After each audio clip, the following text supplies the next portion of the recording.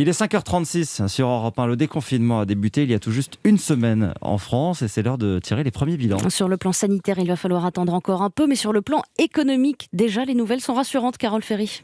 Oui, les chiffres sont plutôt bons. La fréquentation est en hausse dans les centres commerciaux et les clients ne viennent pas seulement regarder, ils achètent plus qu'avant. Selon la Confédération des commerçants indépendants, l'activité est en hausse de 30 à 50% sur les 5 premiers jours de réouverture par rapport à la même période en 2019.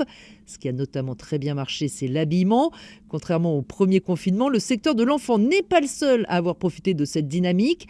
L'homme, la femme, tout le prêt-à-porter en a bénéficié, selon Éric Mertz. C'est le président d'Allure, la fédération de l'habillement, du textile et de l'équipement de la personne. On va dire que la reprise sur le secteur de l'habillement a plutôt été excellente parce que du 19 au 25, on a quand même une reprise globale qui est de l'ordre de 30 à 60%. En ce qui concerne les autres secteurs d'activité tels que l'horlogerie, la bijouterie, la parfumerie, ce sont des secteurs qui bénéficient d'une reprise timide. On compte sur la fête des mères dimanche qui va nous permettre d'apporter certainement un effet de récupération très important. Très bonne reprise également pour la chaussure, en particulier là sur le secteur de l'enfant. La question, Carole, qui est encore en suspens, ce sont les soldes prévus le 23 juin.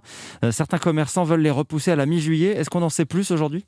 Alors ce que je peux vous dire, c'est que ce ne sera pas reporté au 15 juillet. C'était l'une des dates envisagées. Ça pourrait éventuellement être décalé à début juillet. La question est en train d'être tranchée et Bercy devrait se prononcer demain. Merci Carole Ferry du service économie d'Europe.